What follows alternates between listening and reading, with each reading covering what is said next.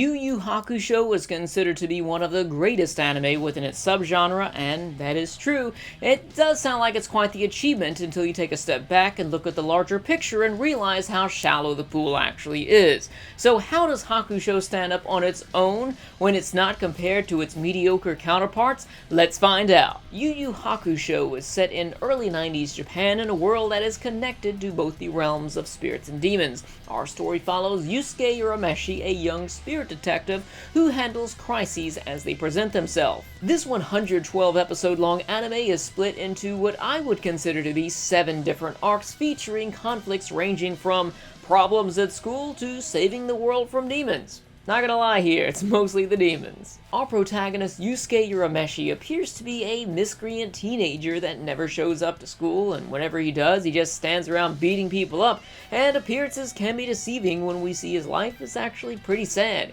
His father is absent and his mother is an alcoholic. It's only natural for someone with such a rough life to be stressed out all the time. It's only when this stress is coupled with his natural fighter's instinct do we have a guy who kind of overreacts to things, who's in a perpetual state of defending himself via trial by combat. While Yusuke is a loner and exhibits antisocial behavior, he's not completely alone. He has his buddy Kuwabara, which he can beat up on all the time. They always fight each other, and he also has his longtime friend and love interest Keiko, who nags him at every situation because she loves him. Yusuke is eventually joined by his group of companions, his former school rival Kuwabara, the infamous demon Hiei, and the legendary fox demon Kurama. Kuwabara is another delinquent punk with a heart of gold. His stoic personality is displayed early on in the series as he takes several beatings to protect his friends. He may not be the strongest or the smartest of the group, but he's got enough guts to get the job done. Kurama is a legendary fox demon who's been squeezed down into the body of a human.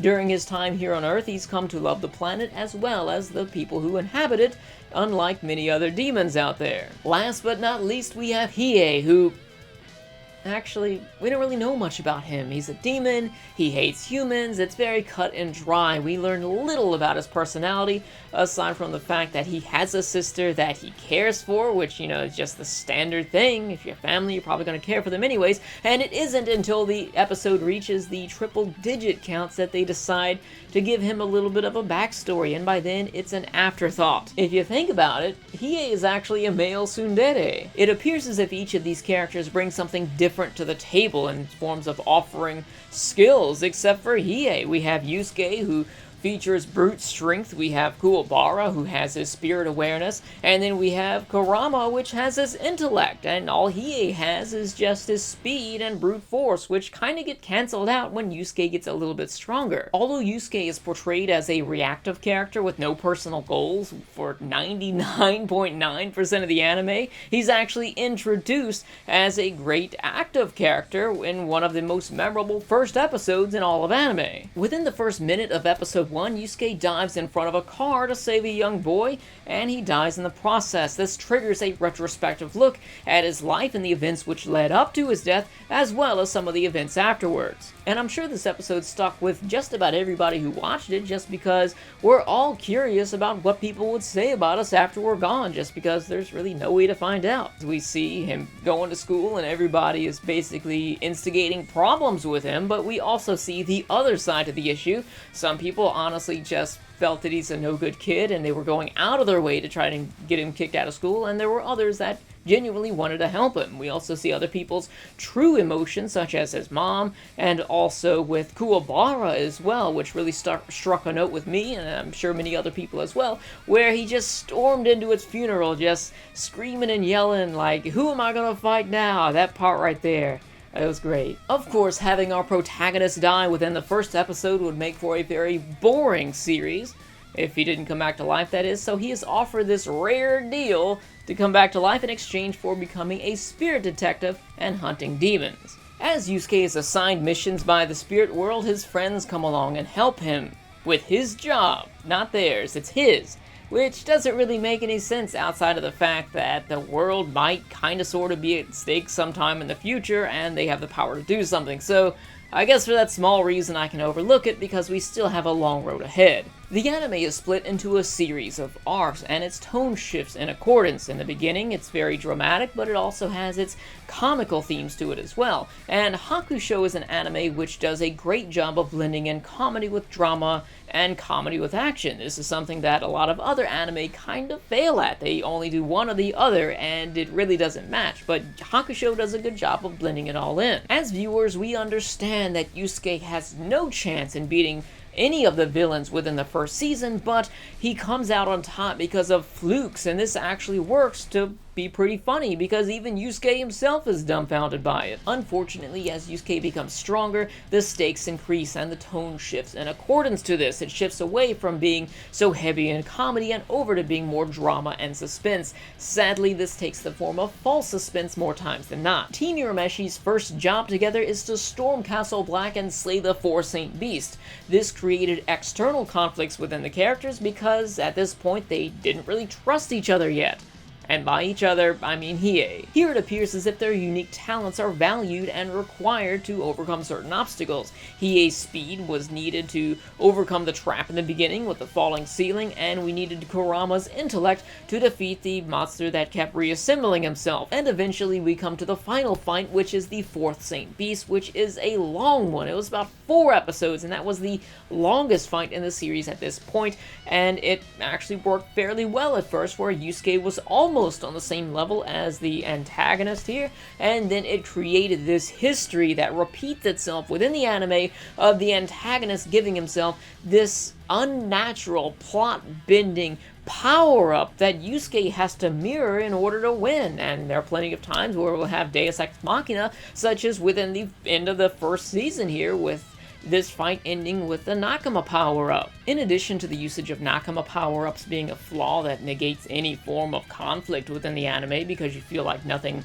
negative can happen to these characters after a while, it really breaks plot progression too, because you have to consider that in the next arc, the antagonists are actually based on the progression-shattering power that was displayed by Yusuke during this moment of thinking about a friend and getting stronger. They actually do a pretty good job at hiding this though, because Yusuke will go through training in each season, which appears to naturally raise his powers to the level that we currently see it at. But you have to also consider that the previous fights were won by Deus Ex, and the fights after that were also most of the time won by the same broken plot mechanic here, and it really makes you feel like his skills never really come into fruition because it's always something else that saves the day, something out of nowhere, and it's kind of broken. At the end of the day, power levels don't matter at all. It's just magic. If you look at its aesthetics, it's simply just an aura surrounding the character, or the amount of dirt that's pushed around when they use their abilities, or how far somebody travels when they're hit. That's really all power levels come down to. As long as the viewer can believe that a character naturally progressed to the point that they're at, then they're doing a good job. The following arcs in the second season were the Black Club and the Dark Tournament, where the former actually served as a tonal shift for the story as things became more serious for the first time that Team Urameshi squared off against Team Toguro. Although the Toguro brothers are leagues beyond Team Urameshi in forms of strength, I felt that this arc was properly written as the conflict came to a close for that moment because of a team effort by Yusuke and Kuwabara. In addition to the success of the conflict within this mini-arc, we also saw some dramatic and comical character interactions with everyone as we are introduced to Hiei's sister. Sadly, the same thing can't be said for the Dark Tournament arc, which features such poor pacing that you can literally skip 2/3 of it and not miss anything. The first half of this tournament featured Team Urameshi and Team Toguro squaring off against one-dimensional glorified concept art characters. I have to admit that some of the fights actually served a purpose within the story as they gauged the strength of some of our characters, but most of them were unnecessary. Moving on to the only tolerable moments of this Dark Tournament arc, when we are finally treated to some much needed plot progression as we see Genkai passes on her legacy to Yusuke, and we're also treated to the backstory and history and connection with Genkai and Toguro, which ultimately leads to, let's face it, Genkai faking her own death, or coming near death, We thought she was dead, but she really wasn't, let's just call it that. And of course, all good things must come to an end as we see the final fight in this arc, and it's a long one. This, just like the other fights, it starts off where Yusuke is actually toe-to-toe with Toguro for just a moment, as Genkai's gift really only takes him so far, as Toguro goes through not one, but 2 stages of "this isn't even my final form." And to further create the history of not knowing how to properly end fights, we see that the Toguro fight also ends with a Nakama power-up, just like the last major fight in this anime did with the Four Saint Beast, as Kuwabara is killed and pretends to stay dead so that the audience will have their suspense and Yusuke will get his Nakama power-up to save the day. In addition to this fight's poor ending, we had to sit through 6 episodes to watch it unfold the way that it did, when it could have been handled in 1 or 2 and would have been much more enjoyable if they stayed toe-to-toe the entire time. Thankfully, as the Dark Tournament comes to a close, we turn the page to Chapter Black. See what I did there? But I would like to see this as being 2 arcs within itself due to its tonal shift. This arc is basically about there's a villain in the world, since we know, because this is a spoiler review, he is digging through the human world in order to break the barrier in the demon world to let all of the demons out. And because he's doing this, there are humans that get special abilities, but the strange thing about these abilities is that they never really explain why only these characters have those abilities. Only the characters that were exposed to the demon energy randomly gain them, when none of the demons nor any of the humans with spirit power had abilities like that. These abilities allow these new characters to create conflicts which challenge a character's weaknesses and also require other characters' strength to overcome. And I know it's going to sound strange, but I felt that the dynamics between these characters and our protagonist created the most interesting conflict that we've had out of the entire anime so far. Even as this saga continues over to the darker side of Chapter Black, where we're introduced to other characters that have the same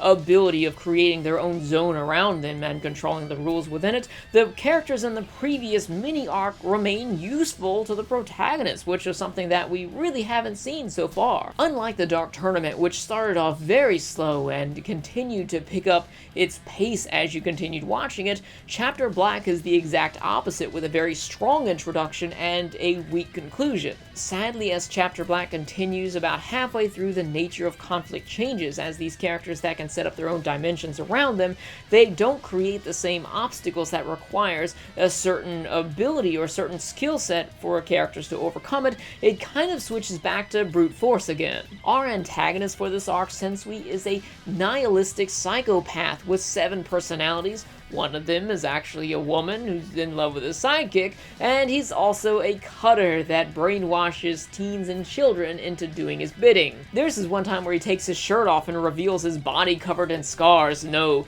enemy hurt me bad enough to leave these scars. I did them myself because they were a form of training. They weren't training, the guy's just crazy. If you thought that the 6-episode long Toguro fight was unbearable, prepare yourself, because Sensui is 8 episodes, and it's not all combat for 8 episodes because they do pad it out a lot, which makes it worse, and there are so many broken mechanics within this fight. One, there's a little boy that dies, which was one of Sensui's minions at one point. He gets killed, I think by Sensui, and he's brought back eventually because death is not an obstacle, apparently. And we also see that Sensui has the ability to change the shape of his body when he changes personalities, which makes no sense, as he changes his hand into a gun that shoots energy, and there's no point to it because all he did was shoot Yusuke in his arms and legs, and of course Yusuke eventually dies with that, which also doesn't make sense because he's already died, and then we already know that he's not going to stay dead because there are numerous characters, I think 4 fake deaths at this point within the series,